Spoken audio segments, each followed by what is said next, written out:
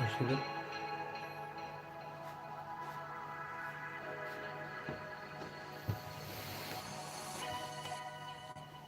Titriyor atıyorsun. Hmm.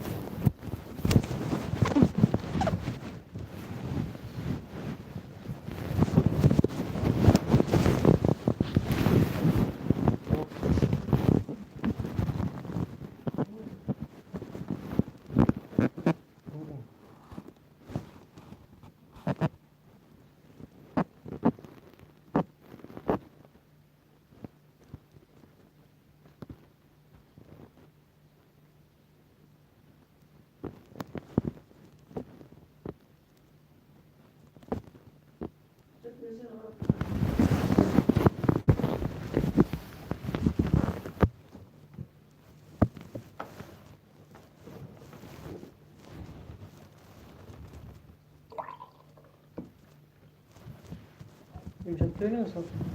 Çatı verir misin? Çatı verir misin?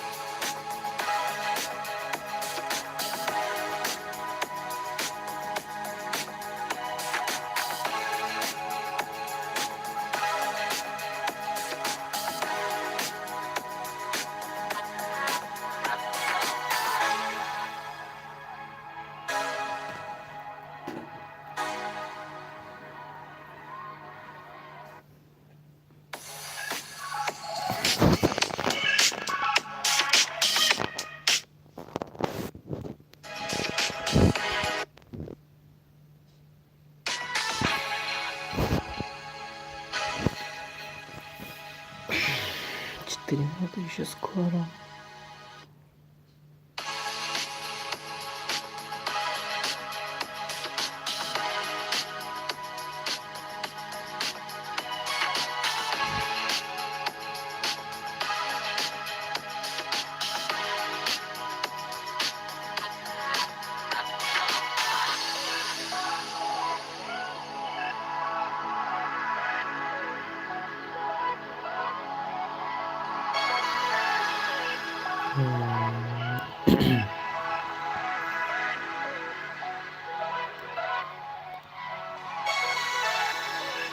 Три минуты.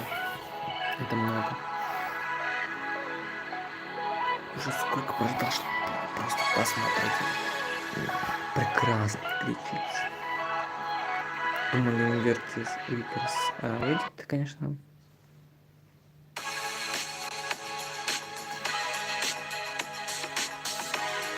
Удивительно, цирка я не хочу услышать.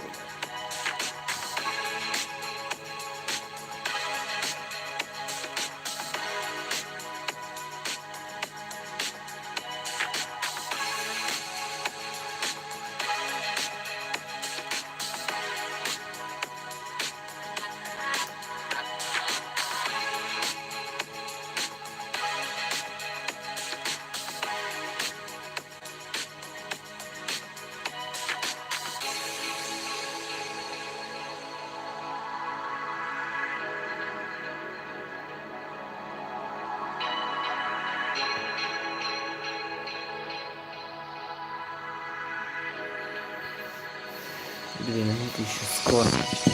Подожди, сейчас еще чуть-чуть. 70 тысяч людей смотрят этот GlitchX и ждут анонса. Ну, точнее, не анонса, а начала стрима. Теперь... Не, 72 тысячи.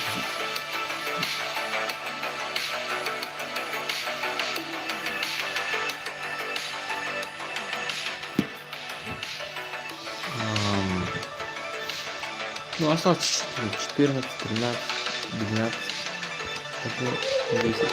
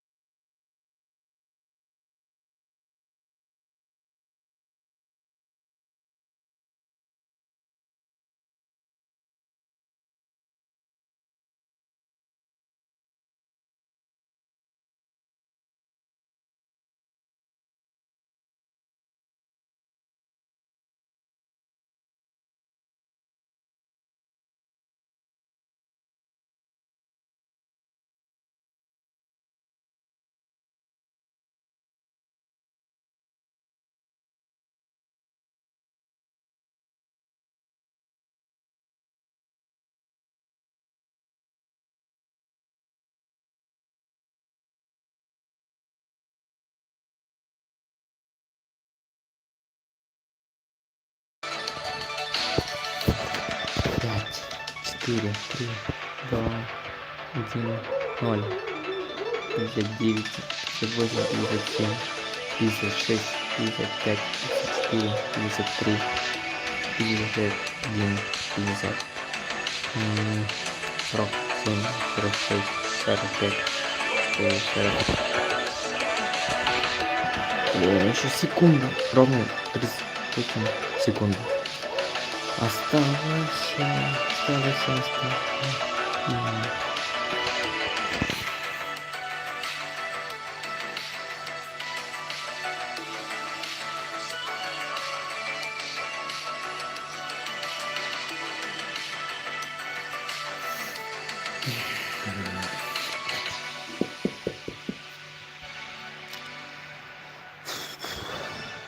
9, 8, 7, 6, 5, 4, 3, 2, 1.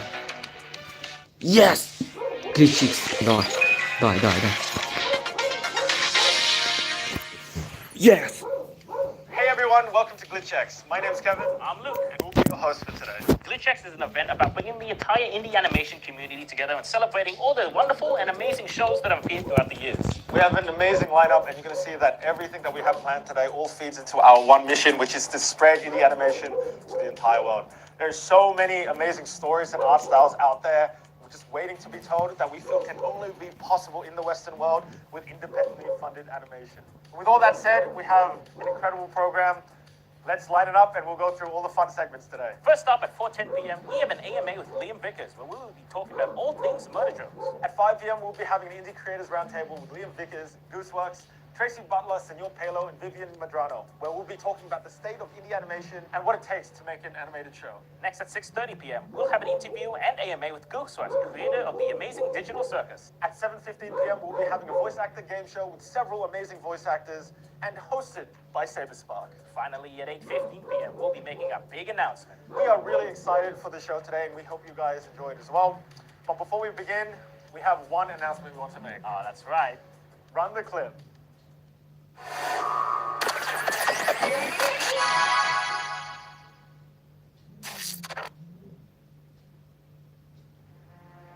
Glitch is here to revolutionize and synergize the way we do content strategy. We have innovative... Oh, hell no! Kevin, what did we say about talking like that? Bad. Let's show them what we're actually all about. Glitch is an independent animation studio which we founded with one main goal. To make unique animated shows and tell stories that could never have existed in the Western world without independently funded animation. Through this and supporting indie creators, we believe we can help popularize indie animation as this incredible, creative community capable of introducing new stories and art styles that no one has ever seen before. So please join us here at Glitch. We have so many shows to share and plenty more to come. Your support means everything to us, so let's grow this entire community together. Crap, I think I killed him.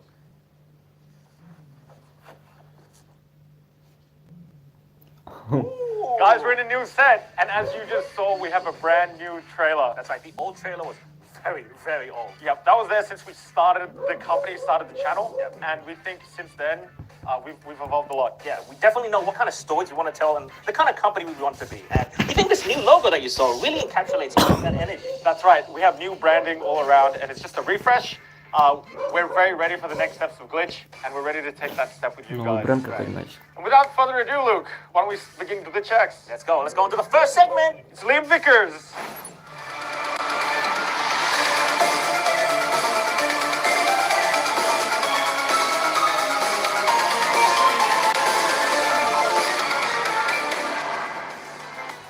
O, Liam. Tak, żywi.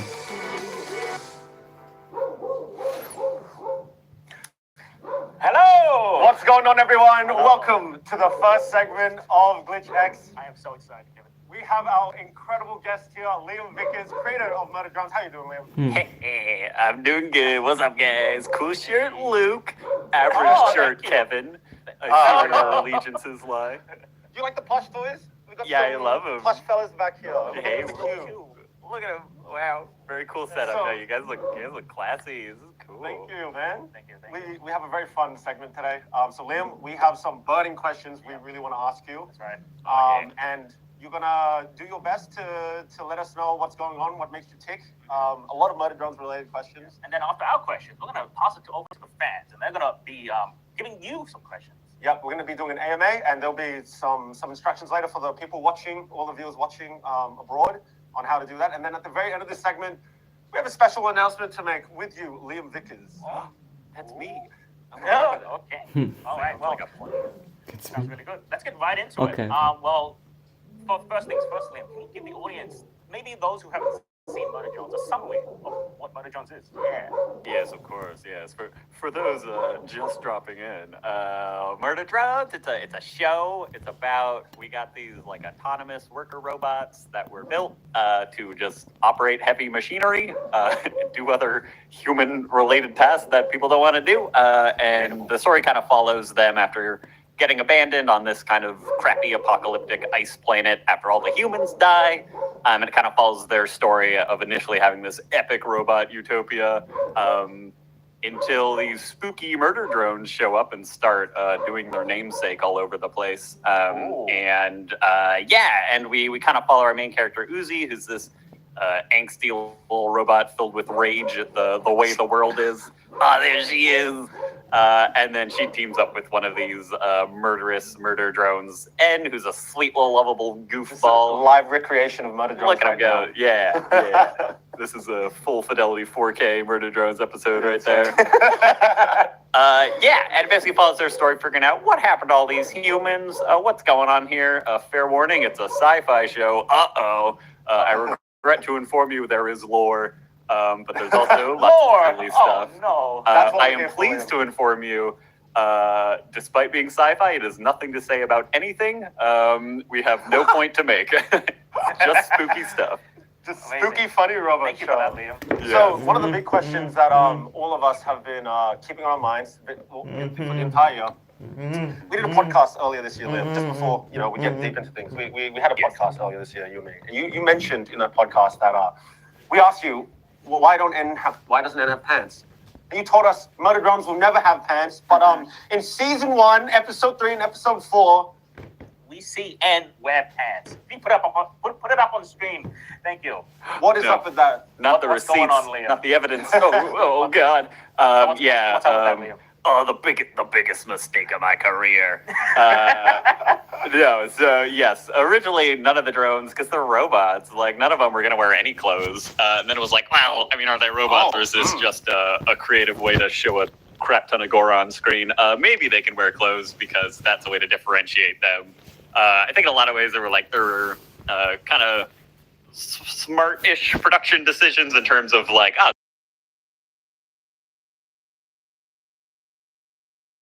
became a way to like make the drones different. But yeah, it was basically just like, they don't need pants. Why would they do that? They just need just enough clothing to differentiate them. But then turns out, it was a trick. I was keeping you guys on your toes. We can do pants. Of course. Technology's amazing. We The can old do anything. Liam switcheroo. Very smart. I remember murder drones used to be like very different from its inception. Yeah. How did you? Why murder drones? How did it all start?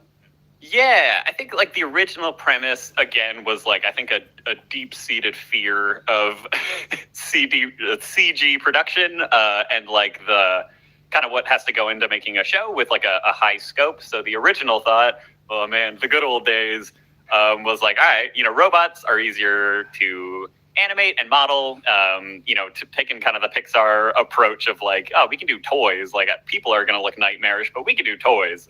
Similar kind of stuff, being organic. Do we have an image of that? Do we have an image of that? I think we might have an image. But keep going. I love that. Yeah. Anyway, so yeah, I think originally it was like a way to purely make it easier on production. Was like let's do robots. Also, I'm just a fan of non-human things that are kind of human-like, but have their own little quirks. I think there's plenty of fun to be had with like the way their visors work and stuff. But yeah, and then it was set on a snowy planet because I think that's a little easier on like texturing. Like the whole wasteland aesthetic is leads itself to minimalism. So basically, the original idea was snow. Yeah, it used to be like this big, right? Like I remember if the worker drones were you were gonna have like original human size, and then, Toy Story, right? they would be like tiny little, it's like the inception of Toy Story where Buzz Lightyear was like a little bean. Yeah. Those were gonna be the murder drones, right? Woody was this horrifying monster. I think originally, it was kind of like going for like a little bit of like a Pikmin approach almost, where like I think in my brain it was like, ooh, it'll be a reveal. Like we'll think not like a big reveal, but it'll be just like little hints that they're like kind of smaller scale than like people. But then it turned out they need to interact with people, and the story kind of became its own little thing. So they were scaled up over time. Got it. Wow, really cool. Yeah, backstory. Right. Well, let's go right on to the next question. Liam, what's your favorite moment for Murder Drones so far?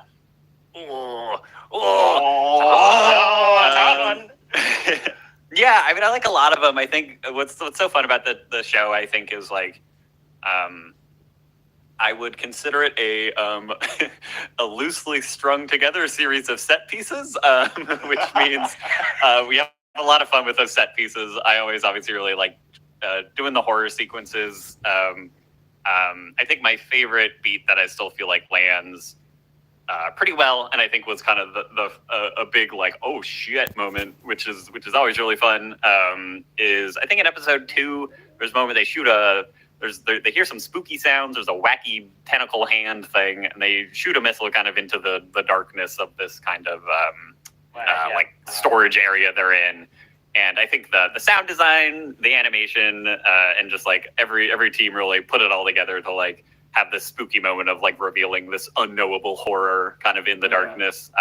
And I think we've done, even more fun, more spooky, more impressive stuff. But I think just that moment as like kind of like it helped me determine like, oh, cool, this is kind of what I want the show to feel like. Like I want more of these kinds of moments. So yeah, Totally.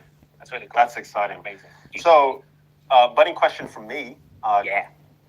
What happened to Thad? He was, you see him in... Yeah, where's Thad? Where's Yeah, Thad? where'd he like go? episode 2 and 3, he just disappeared from his show. He was all the fans, Liam. it was too powerful. Yeah, I think he was a character I think from kind of an earlier inception of kind of the show's premise. I think like season 1, I think show's still kind of finding what it is, like its tone, where we're spending most of our time, and I think Thad was very much like if it was more of a kind of slice of life. Kind of like truly monster of the week type thing. He would be a character there. It kind of turns out we pretty quickly, the character, like the stakes in the characters kind of outgrew kind of just going to school. It's a little hard to justify that when, there's crazy, insane eldritch stuff happening. So it's like, all right, that you stay in school, be a good child. We'll come back to you later. There used to be a big plan for that, right? Like maybe we can tell the fans or tell the audience what episode 2 originally was gonna be. Oh yeah, that's right. It was gonna be very different. Yeah, I don't know. Like maybe you can disclose what you want to disclose, but I remember Thad was gonna be a big part of that as well. Put a picture of that on screen. Yeah, give me some Thad. Give me that boy. He's so wholesome. I think the other thing is like, I mean, every character is wholesome. I think that's part of what I like to try and push for in Murder Drones is like, sure, there's it's a very edgy show technically on the surface, and like there's a bunch of stuff happening, but like the characters all are pretty straightforward, well-meaning people, and that's a lovely child. I don't super remember honestly the original episode 2 premise. You wrote the whole script for it. Yeah. You wrote the whole thing. It was a zombie invasion. Yeah, and then you picked up the script and you're like, nah, I don't want it, and you just threw it out. You worked on that for so long, you just burnt the script. You're like, turning Jane to an eldritch monster instead. Yeah, that was the zombie invasion. Yes, yeah. I think there's that very like initial like, do you get it thing that I tried to make work a bunch of times of like the zombie virus because it's a computer virus. And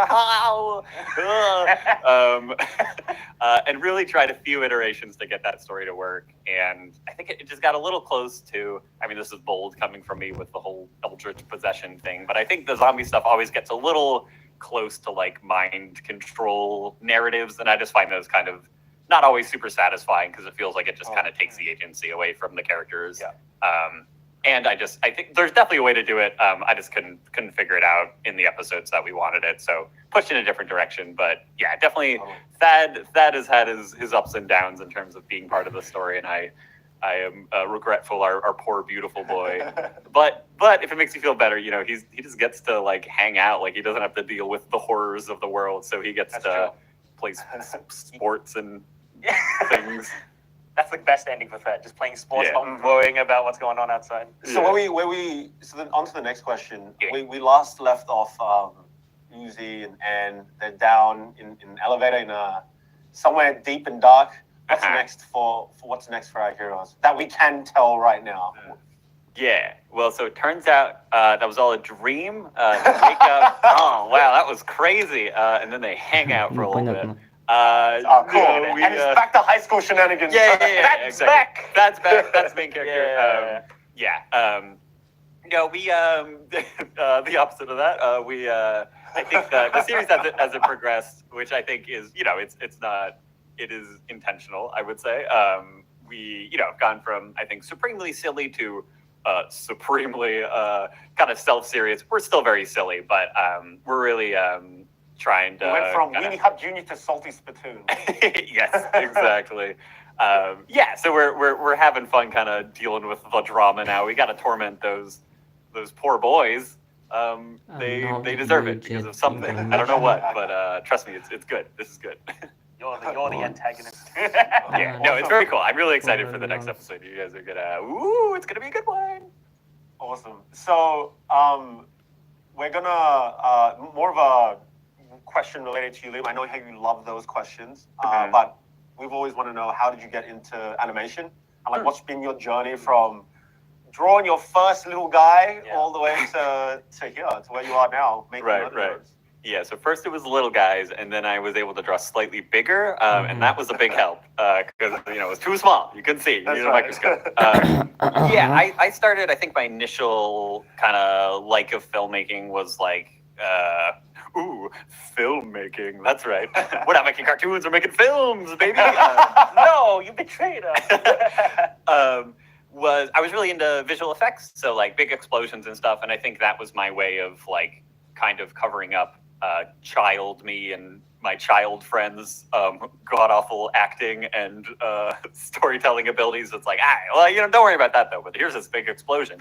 Everything was explosion. Has anything changed? That's up to the viewer to decide. But yeah, that's kind of where my initial interest came from. Kind of compositing and VFX. I highly recommend it. It's super fun. After Effects, woo! And then from there, it kind of became like, well, this is great, but also I'm really, really into telling more of the story side of stuff. So that kind of transitioned into more storyboarding.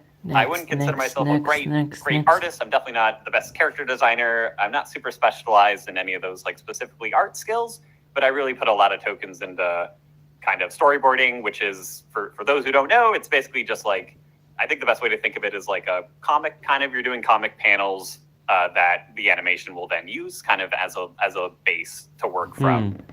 It's kind of the best, very simplified way to think about it. But yeah, so I really got really into that. I think it's super fun. It's kind of the stage of the animation process where you kind of are giving characters acting. You figure out like, how they deliver a line and like how that acting changes the intention of the line, as well as picking shots and like, the flow and feel and pacing of the story and stuff. So that just became my favorite thing to do ever in the whole world, and will never stop. Yeah. How did so you made your own pilot all by yourself before this, right? Called Cliffside. Yes. What was that? Was that just a way to exercise your storyboarding, or did you just have like a really good story you wanted to tell there? Yeah, I think I always definitely my goal for a long time was to like be a showrunner, to make a show, and I figured the best way to You're living the dream, baby. Well, look at me go. Started from pretty well off, and now I'm here. Yeah. So Cliffside was basically like I don't know if I can I make a full episode? And turns out, you can't sleep a whole lot, but you can do it. I think it was a nice way to go through the whole process, because it was for people who don't know, it was basically just like in college where I went. So I went to an animation school, but it wasn't specifically an art school. It was a school that also had an animation program. Anyway, you kind of get a course where you get pretty much like a year to just make a thing, which is great because how often are you afforded just like a year of time to like kind of just do a thing you're passionate about? Super awesome. Very lucky to have been able to do that. Anyway, so I just worked on that during that time and tried to thesis film. It was like a thesis film, right? Yes, exactly. Wow. Yeah. Okay. The funny thing is, like, that is the piece of content we saw on YouTube that drew us to you, and that was the reason we first reached out to you, which is incredible that you just you were at home. I'm assuming you were at home at the time or in college or wherever. You're like, I'm just gonna make a thing. You used some software. You made your own indie pilot, and then what's that? That's really cool. And then we brought you aboard, and then 2 years later, we're working on a full 3D animated show together. That's wild that we can do that now, dude. Look at us go. No, it's been really great, and I think it's been really awesome because that was a very different experience, because it was it was all me. I had super awesome, I had a great sound designer on it, and I had somebody helping me with backgrounds who was a super awesome artist. But for the most part, it was a lot of just me doing everything by myself, which is awesome in its own way, because you get kind of a lot of that control. And I think that, for better or worse, I think that's kind of the most boiled down my voice thing that I can imagine. Versus Murder Drones, which is very much more like a team thing, which in a lot of ways is super awesome, because not only is it less stress, but it's also like other people giving their ideas to like turn it into something that is surprising even to me in very good ways. So Yep. yeah, it's been Awesome. awesome. Thank you, Liam. So we're gonna hand it over to the amazing audience. So guys in chat, what we're gonna do is we're gonna open up an AMA. How this is gonna work is just type your questions you have for Liam now. Of course, there are so many fans watching. We want to get through them all, but we just can't. So we'll try our best. And please do not write any comments that might. We're not gonna answer anything that will get us cancelled Yeah. or that'll be too spoilery for the show. Yeah. For very obvious reasons, Yeah. but you know we'll answer some good ones. So start getting them in now. Yep. And look, we'll chuck up our first question. Yeah, let's do it. Woo! Liam Vickers. That's me. Okay, Oh, that's Thad. that. Hello, Thad. Kanoya asks, how do drones grow? Like from being a baby to a toddler, etc., etc. Oh boy. Right, this deep lore. The real answer, the quick real answer is you're thinking about it? Don't think about it. You're thinking about it? Don't think about it. Don't worry about it. That's not part of this. But I think it's very much kind of the idea of like they're basically just these. They're super like human analogous, right? So it's like they kind of go through similar stages. So they start out as those weird little pill babies. That's just like, all right, we got this. Yeah, we got this like neural network that doesn't know what's going on. It's like a little sociopath creature, kind of like children are. And we don't want that thing to have, the strength of industrial machinery. We probably should not give that thing limbs in a grip that could like squeeze the life out of somebody. So it's a pill. Don't worry about it. Think about your actions for a bit. And then I think once they're a certain maturity, who decides that? I don't know. Should they decide it? Or is there abuse of power going on there? We don't know. That's, again, not the show. Interpretation. All right, fair enough. But yeah, I think you put them into progressively like more capable bodies. It's very similar to that. Oh God, what was the studio? Anyway, it's called Robots. Robots? Yes, that's a great Blue little Sky? silly movie. Yeah. It's a Blue Yeah, Sky. Was that Blue Sky? I think. Or DreamWorks? Oh no, Dream. It was Oh DreamWorks? man, All I remember Oh, is look at us. Robin Williams being The animation being like, community, they're I got two noses. gonna I got two kick our noses." butts. Anyway, Next question. Similar vibes. Next question. Yeah. Let's pull it up. Okay, Nazma Asia asks, how did you come up with the animations of their mouths? So like their mouth style. Super cartoony. That's Yeah, right. very cartoony. Yeah. Sonic. That's fine. Yeah, I think, I mean, I really can't take any credit for that. I think, so I have a style that I draw mouths, which is just, I don't know, that's just how I do the thing. Like this. Yeah, You like got that the- signitle smile that you do, right? Like Totally. that big- There's a big old grin. Very fun. They're really happy about how happy they are. I don't know. But yeah, so I kind of have a style that I draw stuff, which was very 2D inspired, where you can just kind of put the mouth wherever you want to really kind of push those expressions. And it was super on the rigging and modeling team who like was able to translate that into 3D, which I think Shout outs to rigging and modeling team. let's freaking go. Because yeah, it's not a super easy task. It's easy to draw kind of whatever you want because no rules, baby. But in 3D, it's like no, but can it actually do that? I remember it was really funny because like Liam has like these tiny. He likes drawing these tiny little mouths, and they go from tiny to like massive mouths that span the entire face. Imagine this, trying to grow this mouth into like a giant smile. And that's hard in 3D. Very hard. It's really hard in 3D. Yeah, totally. So yeah, big props to the team. The style is just kind of what it is, but I do think it's super awesome. Yeah, what the team was able to do in terms of making that cartoony style really work with the characters and make them feel cohesive and not like because. I think that's the fun of 3D is like it's so easy to make stuff look just nightmarish, just the worst. That's great. But hopefully Awesome. it looks pretty good, so I'm proud of that. All right, next question. We have, let's pull it up. Agent Umbra asks, if you could have the drones meet other series robots, what would they be? Or who would it be? Or who would they be? Yeah. Other properties that involve robots. Yes. I think so. Yeah. I think that's what the question's asking. Yeah. Yes. Who do you want to cross over with? What other robots do you want to cross over? Yeah, I don't know. I'm with? trying to think if there's any like robots that are really stuck in my brain. I'm trying to think if there's. From robots. I feel like Robot. they would go well with like any of the like super angsty Transformers, which I feel like there's a lot of because they're like, we got the weight of the world on our shoulders. I think Uzi would go great with Transform. I think it's Jimmy. There's Yeah. like a giant power scale question there, like with Optimus Yeah. Prime versus N-Win, you know? Yeah, I think it's very similar. Where you're like, oh, silly. Oh, the car turns into a robot. That's fun. And it's like, no, it's not fun. It's very serious. The fate of the world depends on. You're like, whoa, all right, cool. So very similar. I think they would get along well. Awesome. Any other robots?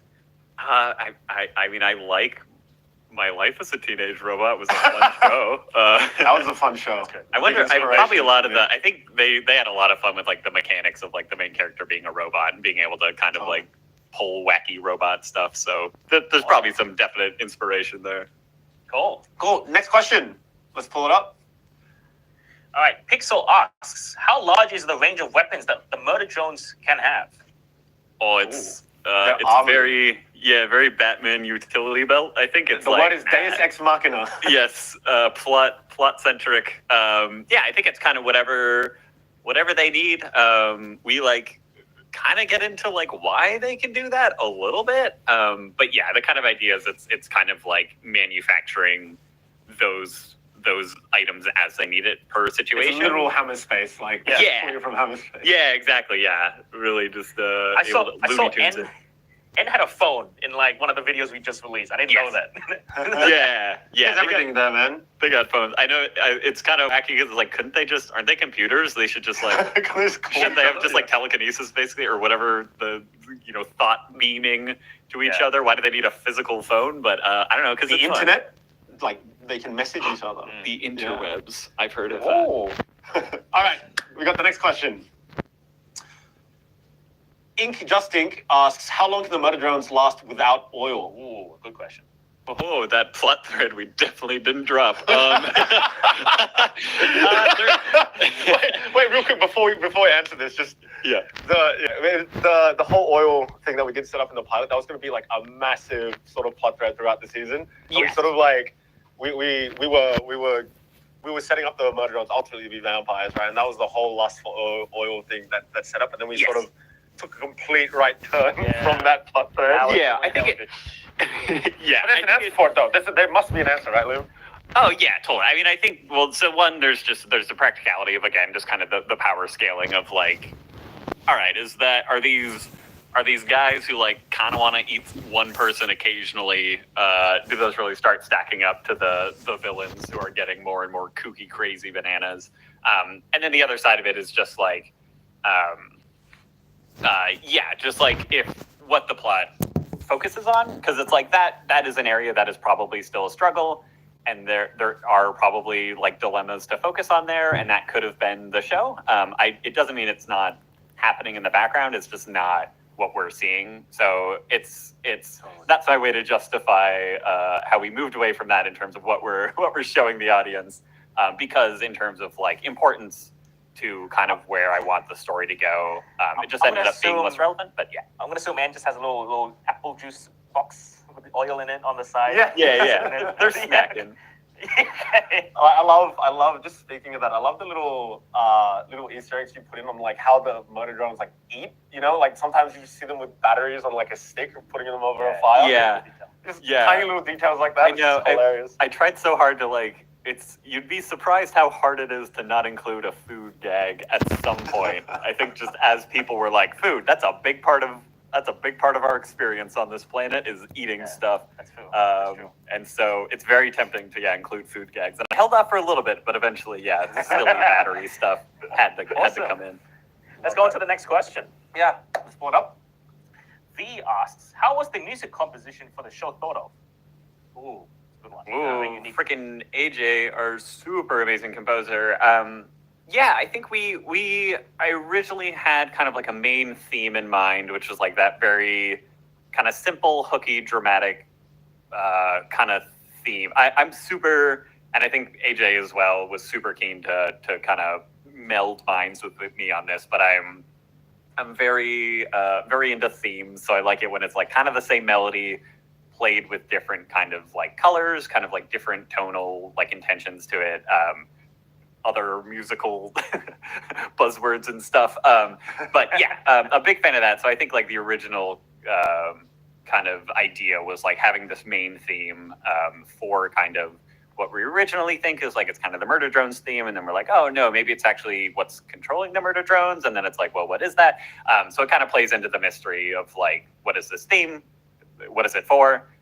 That sort of stuff. So I think that was kind of the initial conception, and then I think it was just kind of a matter of AJ and I kind of thinking about references, like what sorts of music like really inspired us and felt like it worked for the tone of the show, which is like this very, the show is very self-serious, but also silly. It's self-serious presenting where we're very dark, everything's dramatic, but the characters are very kind of like more grounded and silly with stuff. So that Like kind of you, meant, Liam, just like you.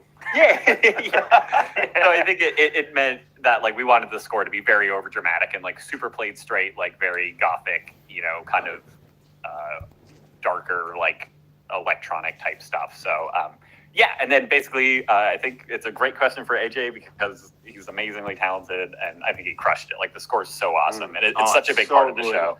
So yeah, he added like in the recent ones, he started adding like choir in the background. Yes. So it adds to it so much. Yeah, that was definitely something we want to do because like again, it's one of those like haha, get it type of things where it's like they're robots. It's weird to hear humans singing. So yeah, we kind of wanted that disconnect. Let's go on to the next question. Yeah, let's move on. Next question. Let's pull it up. Mr. Cool Guy asks, who would win, Murder Drones or Peppino Spaghetti? Is his last name Spaghetti? Is his last name Spaghetti? I didn't know that. Is it? Liam, is Peppino's last name Spaghetti? Liam, do you even know who Peppino is? Oh, thank goodness you said that because no. What Did you ever is play that? Pizza Tower? Do you not know Pizza Tower? The hit Oh, is that the main character? Is that the playable character? Yes. Yes. the Okay, unhinged look at me, chef. uncultured gamer, fake gamer over here. The I answer is don't know. Peppino would win. The Peppino Okay, would probably. win. His He would powers make a seem wacky. pizza. He would make a pizza and it would be like, damn, all right, you win. You know what? Just give me the pizza. And Yeah. does N like pizza? I think. Does anyone know what a pizza is? Conceptually, yes. Does Italian cuisine exist on Copper 9? Man, we're asking the real questions now. We gotta pause. We gotta freeze frame. We gotta zoom in on all the destroyed buildings and see if we got some pizzerias in there. Yeah. Well, I guess we'll never know. We'll never know, I guess. We'll never Even know. Liam doesn't know. Even the Liam answer to doesn't that. know. We'll go on to the next question then. All right, let's move on to the next question. Chris asks, how did the drones gain emotion? Did they always have them? Did they always have their sentience, basically? Right. That's a good question. I think the idea is that they have a sort of sentience that's necessary for performing tasks. It was kind of a basic limited version, and I think we've implied that the kind of disaster that happened on the planet that left them kind of stranded, kind of played to their like adaptive kind of AI abilities to like. It starts with like you need a sort of intelligence to not like fall over, to know if you get pushed, you know, you should put your leg out, like that, those creepy Boston Dynamics dogs. You need a sort of intelligence to like to correct yourself, and the idea is of the robots in this show is that they have that, and it kind of like it expands to like keeping them alive in various circumstances.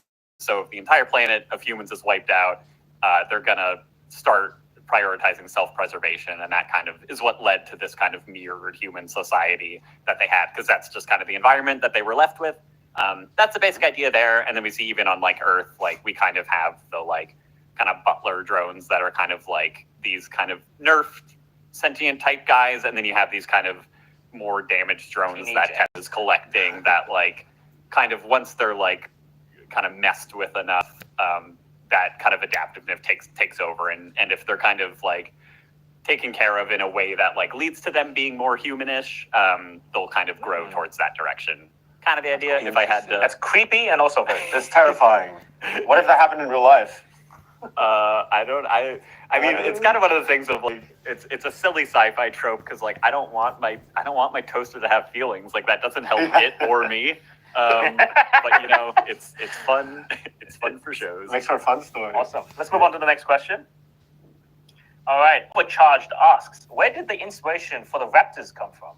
Ooh. Oh, I love the Raptors. Sentinels. The Sentinels. Yeah,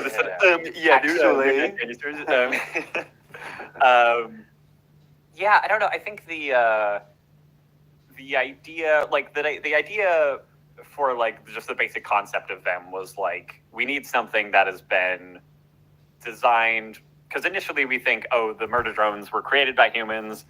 Spoilers, they weren't.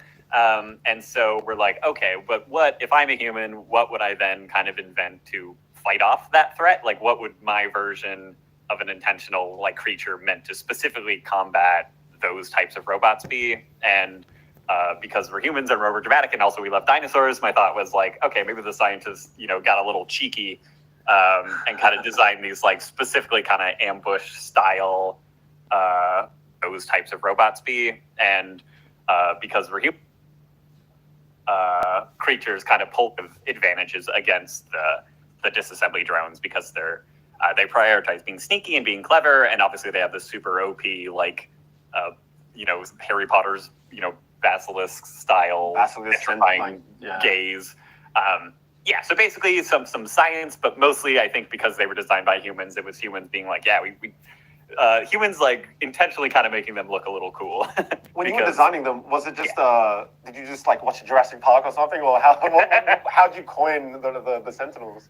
Yeah, I think it's a lot of it. I think a lot of the credit has to go to Max, who's our 3D designer, because my initial concept was like basically just like, I don't know, it's a robot, but it's a dinosaur, but it's got robot pieces. I'm always very obsessed with, I have certain design sensibilities that I'll kind of reuse over and over and over and over and over. And one of those is like, I really like, especially for like dinosaurs, something about dinosaur skulls. I think obviously because paleontology, like that's kind of the way we experience dinosaurs the most.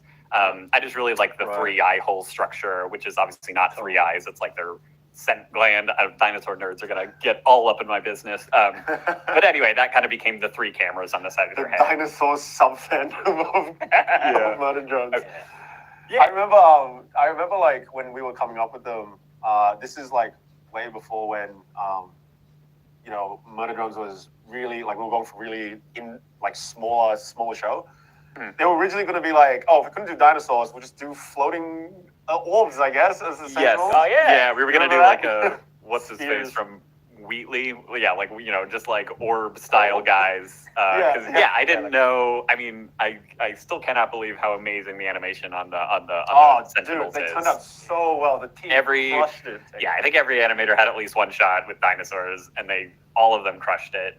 They're so cool. I love those things. But yeah, basically, I always try to have kind of a backup plan of like, okay, this is pretty crazy. This is pretty crazy to animate. Like, I don't know if we can do, because everything up until then, other than the giant worm, had been more or less like pretty humanistic things, right? So like bipedal like things, which are not easy to animate for sure, but like are at least kind of all similar.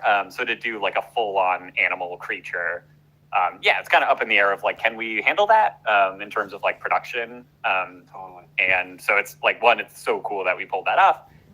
But yeah, we definitely had a fallback plan of like, I don't know, they're just floating orbs, that way we don't have to worry about animating freaking dinosaurs. All right, let's move on to the next question. Pulling it up. Epic Gamer Boy asks, how did you think of the design of the Eldritches? Just all the various guys.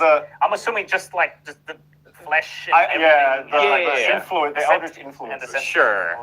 I think like the very original idea came from, I think I'm obviously very obsessed with like kind of creepy biomechanical stuff. So I think like the initial inception of like specifically like the Eldritch kind of limbs that we see. So it's like the J worm snake thing has these sort of like creepy limbs that are like size or like tentacles or all this stuff, and they have this kind of because the murder drones have this kind of like warning stripe pattern all around them, just to be like, whoa, don't touch here, you'll get pinched or whatever.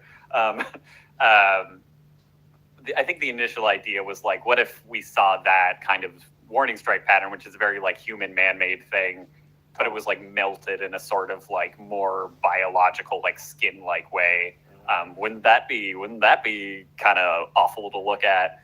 What's going on inside your brain? Yeah, Liam, what is going on? How do you come up with this crap? You're such a like cheerful guy, and then here you are. Like, It's like, it's so funny. Like Junji Ito, like the guy, the author Junji Ito is like really, really like cheerful and happy, and then his work is like what the hell? people are getting we doing? squeezed through Liam's- holes. Yeah, Liam's the same thing.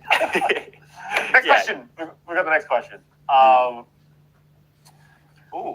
do this one. Mario vs. Luigi 360 asks, what are your thoughts on the fandom making their own Murder Drones OCs? Their own Murder Drones OCs. Ooh. Yeah, I think it's awesome. I think go off. I am really impressed. People are able to. I literally feel like I ran out of design concept ideas. there's only so many hairstyles and jackets you can put on these guys, and they otherwise look identical. There's like an OC maker. There's a Murder Drones OC maker that exists somewhere on the internet. There's a lot. I gotta use that. Yeah, let's get some more characters in here. So no, I think it's really cool. I think it's awesome because like in some ways, like I know for OCs and stuff, like confines are good. Like you need kind of a box to like make stuff in. And in some ways, I feel like the robots are good for that because you have a very clear idea of like they should look like this, and then just add accessories, which is cool. But in other ways, like I think it's pretty limiting because it's like, you know, if you want to add like different design proportions, it's like, well, you know, we don't really have like buff drones. They're all kind of the same body shape. But I think people have been able to like find really creative ways to like use the limitations to make unique things, which is awesome. Like go off things. Do you have an OC? I have. I think all of the characters are OCs. No, do you have like a Liam Vickers drone? Oh, me? variant? Yeah, I show up in the last episode, and I'm like super strong. I'm like very edgy. I'm like very tortured. You're a really buff drone. Yeah. Like this chat drone. Yeah. I have a really, really quick tangent question. Do Murder Drones, you know how they have one letter names? Does that apply to like any language? So like they can do like Japanese letters or English letters or like any other letter? Yeah, I think like their names just come from, it's like the first their serial numbers, which is kind of a misnomer, but like their serial numbers which have one letter in the beginning. So it's like letter, which I think is like it's like product manufacturing, right? So it's like that's the series, and then it's like so there's multiple N's out there, right? Yes, so it'd be like Do they all look like this guy? I think they would look similar. They might have different modifications or anything, but yeah, I think they're all like just an army of N's. Could you imagine that? Just a lot of N's. It's a bunch of boys hanging out. N would love hanging out with himself. They'd be very wholesome together. Yeah, but basically, I think like if different companies of different languages had like made the drones, I'm sure they would have names that would reflect like whatever system they used to name them. All right, let's go. Next question. Millies asks, what were the ideas behind Tessa's design? Shadow. Yeah, there's the shadow version. I think I'll speak to both, but like so the Bic pen mascot version. The Bic pen. Both the of them. The astronaut. The astronaut. Yes. Yeah. I mean, both were basically specific. Were specifically designed to avoid showing humans, right? Because kind of what I talked about earlier of like one, I'm not entirely sure of what humans would look like in the Murder Drone style because it's not a show about humans, it's a show about robots. And then on the other hand, it's like, again, it is a show about robots kind of from robot perspective. So it feels like the humans being abstracted in that sense makes more sense, and it feels natural in the world. And also we do have an explanation for why they're kind of like redacted like that, but we'll get there. But yeah, so Tessa's spaceship design, I think you'll see why some design elements are the way they are. We're cooking. There's some stuff. We got some intentionality going on here with how like the helmet is and all that sorts of stuff. And then for her like shadow design, it was just kind of like as with all the other humans of like downplaying their human features. Originally, I think this was already mentioned, but they weren't going to have those glowing eyes initially because we didn't want them to look like drones. Right. That might have been where you're going, Luke. Yeah. But then we realized there's like a famous illusion of that like dancer going around the pole, and you can't tell which way they're going because silhouettes, you can't tell which direction they're facing. So that very quickly, I realized that would be an issue. So we had to give them eyes, which I think was great. I I'm think glad again, we did. I think I'm really glad we did. Decision. Yeah, I think they look great. I think like the aesthetic's really fun. I think it makes for like a kind of creepy, surreal look to the people. And then also again, just huge props to the animators for like making that work. There's so much work that had to go into like giving them extra body language and all sorts of stuff to like really sell their acting when they don't have mouths, like they don't have lip sync. You can't see their expressions. It's just in their eyes, which are pretty limited in themselves. So it's just really awesome that the team was able to pull that off. Awesome. Let's move on to the next question. Cool. Yeah, we're coming towards the end of the AMA. Why don't we move on to the next question? Pepper SOS asks, who are your favorite characters in Motor Drums? Ooh, good one. Ooh, I think I've answered this before. My answer hasn't changed. It's a cop out answer, but I make the rules. Get out of here. I think It's Khan, obviously. yes, of course. That lovely father figure. I think En and Uzi together are my favorite because I think obviously they are specifically designed to cover each other's weaknesses and be supportive of each other in ways that they haven't really experienced from other people before. They're just wholesome, good times. I think they play off each other really well. They kind of make each other better. I think Uzi, helps En stick up for himself and like realize the value in himself. And I think En helps Uzi chill out a little bit sometimes. And I think so together, I think they're just like a real force for good. And I love them and I appreciate that they're there for each other. Awesome. That's wholesome AF. Great. Yeah. Cool. So, All right. Next question. Next question. Balloon Cat asks, is there robot pets like robot cats or dogs? I didn't get enough time to read that. Balloon Cat Robot asks, is pets. there like robot cats or dogs, or are they lonely? Are there robo cats and dogs? I actually wanted to ask this as well because we have robo dinosaurs. I would love that. If I wanted a dog, I really, again, technology. I don't know if we're quite there yet, but I so want just photorealistic, or maybe even we just like green screen in just a live action dog. I just want real dogs in the show so bad. So I don't know if I do robot pets, but I think technically they could exist. We have There's so many dog Easter eggs if you go and watch through the entire season. Liam Yes. loves freaking dogs. They're just I love everywhere in the dogs. background. They're the best, man. Like They're a dog so himself. they're He's so so energetic. genuine. They never have well, sometimes they're sneaky, and I love them for that too. But they're sweet little guys. Yeah, I think like we have the weird little bug things, which I think the lore reason behind them is like they're kind of like a cleanup crew. In the same way that like real bugs are kind of a cleanup crew for biological stuff. It's like, well, you have this little like scrap metal eating bots that probably maybe weren't intentionally introduced. Like it could be a sort of like gray goo style self-replicating kind of cleanup robot that they accidentally became a pest. I don't know, there's a story there somewhere. But anyway, point is probably, I assume if there were robot companions like dogs or cats, they would have been made for people. But then I think, when what happened to the people happened, then thered be some pets that would be in need of owners. Interesting. Great. Cool. Well, let's go on to the next question. Yeah, I was just like, is that a yes or no? Maybe. That's a maybe. Sparky67 asks, how tall is Uzi?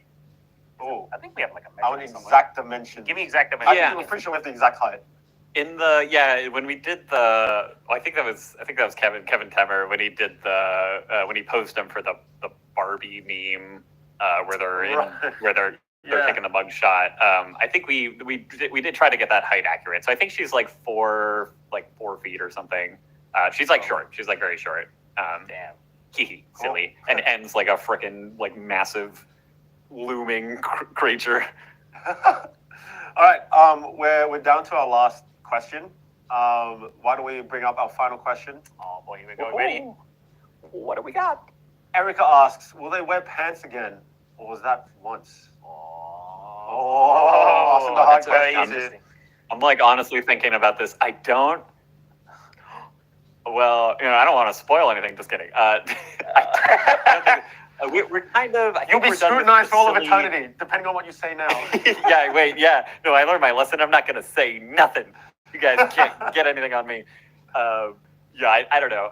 If I don't think we have any more silly costume changes planned, like in the style of the 4th episode where we're like, now they're campers. I think we're in deep now. They're just like they're in a hole being edgy about it. Yeah. Let me know. All right. Liam, thank you so much for That that. was That's really going, fun. yeah, that's going to conclude our AMA segment. Yay! I've learned so much more about you, and I've learned A little too much. a little too much about murder drones. So, Yeah, that was great. for everyone out there, this segment isn't just over yet. We actually have an announcement prepared for everyone. Oh boy. Liam, are you ready? Are you ready? Oh yeah, I'm pumped up. Let's do it. Run the clip.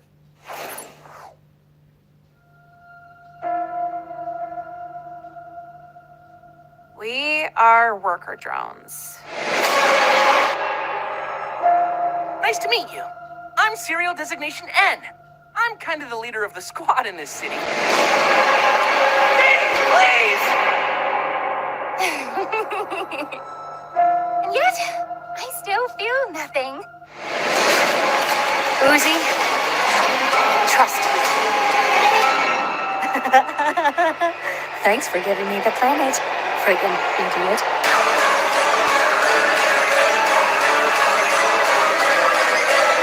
This is the only clue to what's wrong with me! No! Dave, we need you! You said you could control the Sentinel. It's okay, Ann. I haven't been honest with V yet. You didn't have to see this. Are you gonna leave me? What did she tell you? Dave, come on! Dave! All I know is I need you to figure things out together.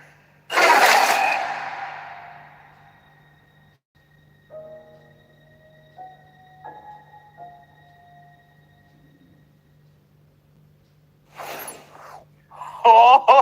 Oh boy, that is right. whoa. We are announcing the finale of the season. Oh, Episode 7 and 8 will be dropping in spring This next is- year. one of the biggest episodes we're working on so far. Yeah, episode Really. 7 is insane. Like, that's why we've been working on it for honestly the past all year. And that's why, like, we need a bit more time to work on it. And Yeah. thank you guys so much for understanding that. Yeah, and it will pay off. I really mean that. Like, I've seen the stuff that's starting to come through, and the animation team and the entire production team going insane. Like, Liam took everything and he's just driving it to the max in terms of like quality, in terms of the fight scenes, the emotion. Oh, I'm so excited for it. Liam, what are some things we're going to be able to expect from you? Yes, I'm very excited. Or if you're adverse to goopy flesh holes in a mine shaft, this one's gonna be a rough watch. It gets. I'm really excited for this one. It's pretty nutso across the board. And we got some cool fight stuff. We got some great horror, spooky stuff. We got some sillies.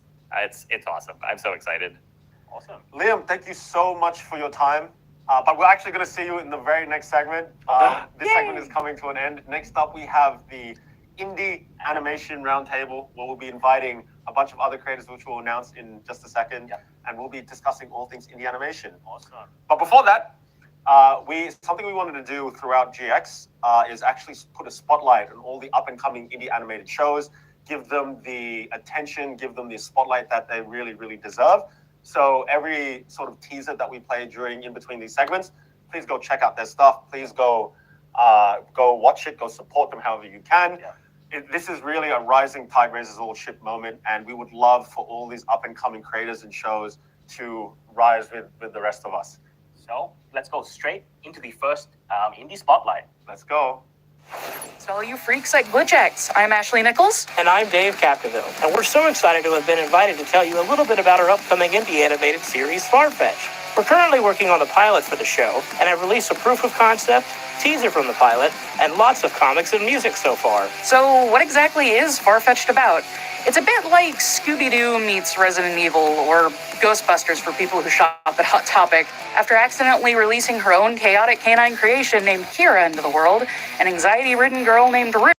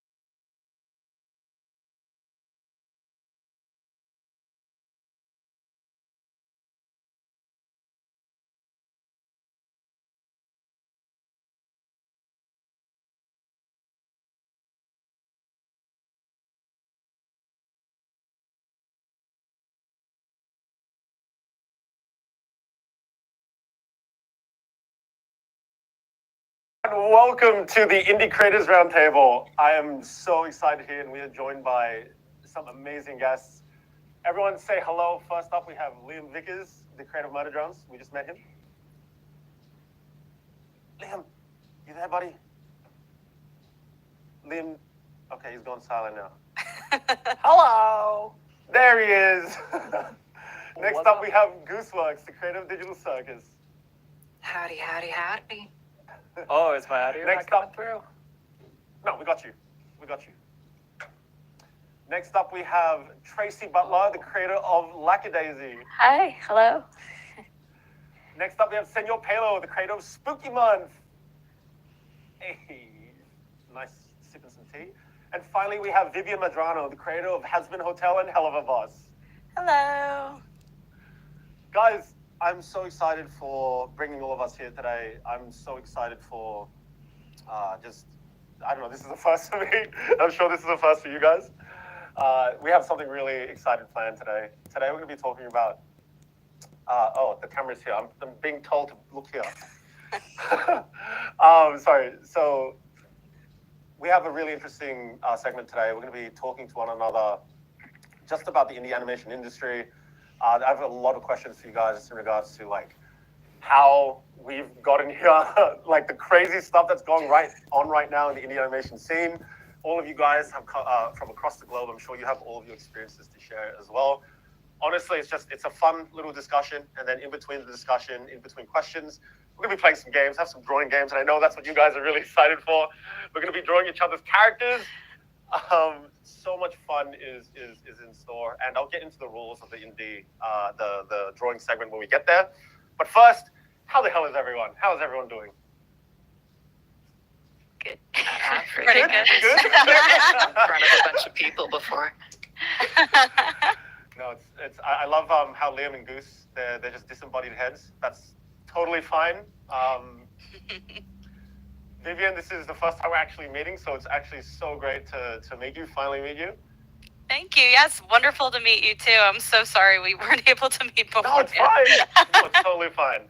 I'm just glad that we could all get here today. And guys, like this for me, this is incredible. You know, this is such an incredible moment, like for us in the animation scene. Just these huge indie animation creators from around the world gathering together to talk about all things indie animation.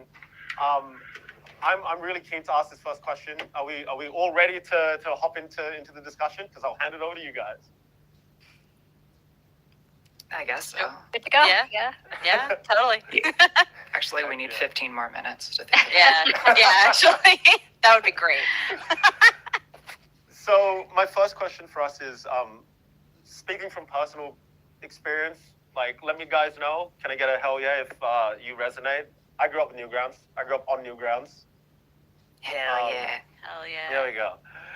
It's a huge inspiration for us growing up. And, you know, back then, you know, Flash, we all used Flash. We were animating Flash. We used DeviantArt, all that sort of stuff. It was really like, I don't know, the very early beginnings of, I guess, indie animation. We had comics as well, of course, just to tell us the stories, you know. So back then, I'm curious, just to get us started, what was the kind of stuff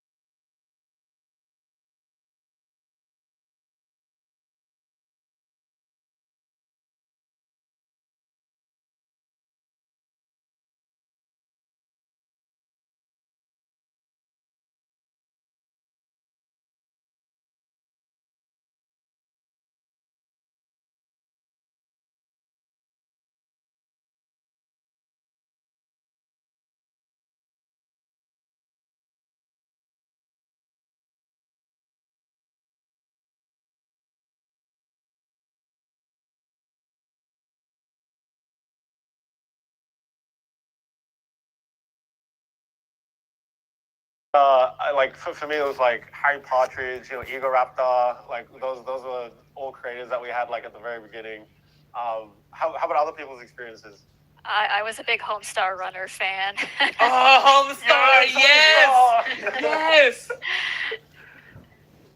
I wasn't making cartoons on Newgrounds. I was just watching all the Sonic shorts. I was like, I love Sonic. Whoa, there's cartoons of him doing things he wouldn't normally do. This is amazing. How about you, Vivian and Lou? Oh yeah, I mean, I loved. I also wasn't on Newgrounds, but I befriended a lot of people in that community, and I really loved Harry Partridge growing up, like Harry Partridge and Oni and Psychic Pebbles, like all of them. So my humor was very much shaped from that that edgy internet humor of Newgrounds. Yeah. Yeah. Yeah. Sorry, Lou. Oh, am I? Okay. I think initially when I first came in, I was like delayed like 10 seconds. And so I was horrified to talk. Hopefully it's okay now. But if I am talking over somebody, I promise it's because I'm living 10 seconds in the past. But yes, huge agree with the Oni cartoons.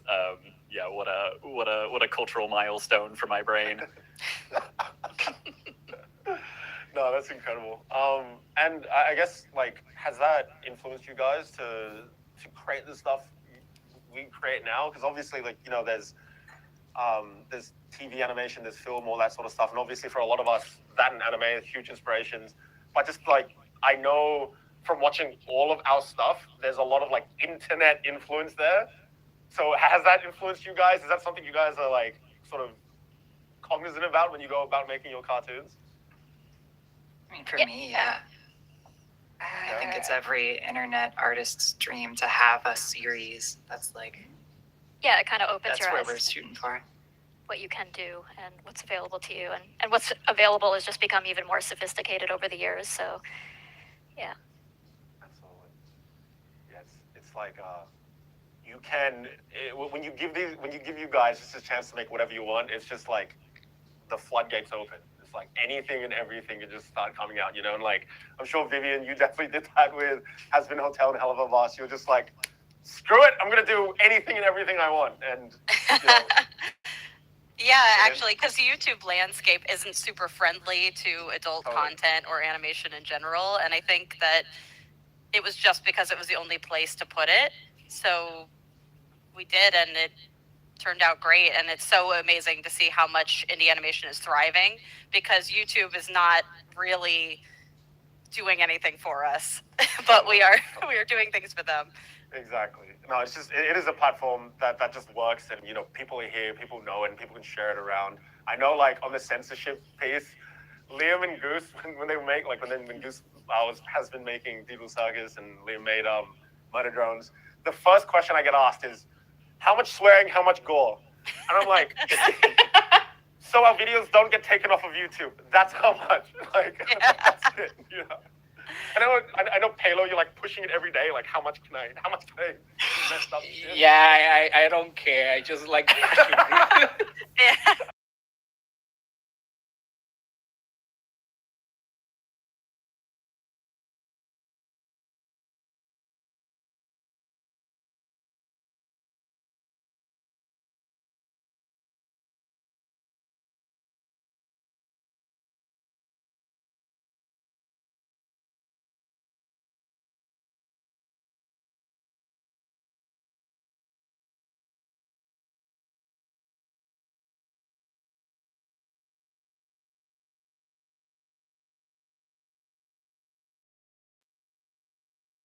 You literally, all you need to do is let you guys make whatever the hell you want to make, and it will turn out really good. That's what I did with Goose and Liam. I was just make whatever the hell you guys want. Just don't get us canceled. It's all good. Which, Goose is something Goose struggles with day to day, but I mean, all things considered, I think we did a pretty good job not getting you canceled. Yeah, no, you did a great job. Those censor bars, perfect. Hell yeah.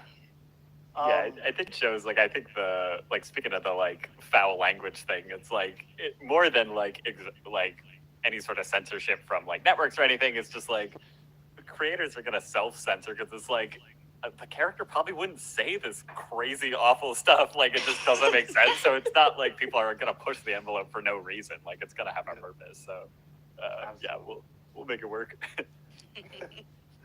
I mean, I think another big thing with self-producing cartoons is that, like, usually with studios, like, you're very creatively limited in just terms of, like, on the internet, you can make something as weird as you want it. You don't have to worry about, like, oh, that's too weird. People aren't going to get it. Absolutely.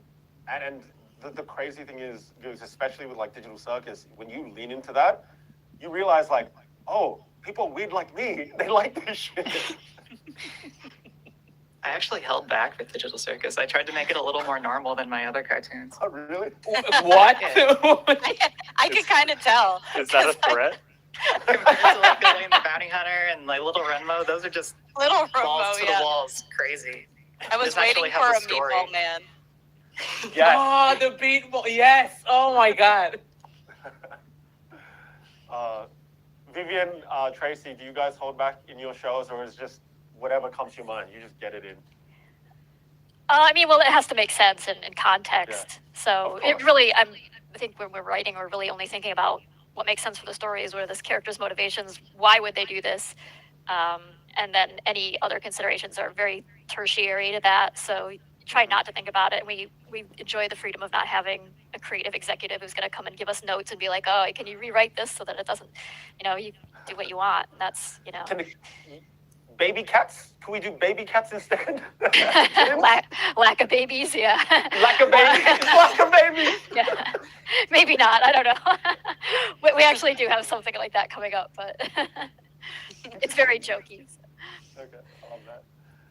Yeah, well, like what Liam was saying earlier, like what makes sense for the characters, like for Hell of a Boss, for me, like it is a very, like, the characters are very raunchy, like Blitz especially is just like a constant, we actually like have fun coming up with the profanity that he uses, so he's all over the place, but it just depends on the character, but it's also the setting, so we like, I mean, I'm a big fan of like Seth Rogen comedy and like edgy, like, I grew up with like South Park and shows like that. So like I like swearing. I just think it's fun. And so I don't really pay attention to necessarily like worrying about that past like, does it make sense for these characters? Like that's the only time we really like worry about it. Cool. All right, guys. So we're going to move on.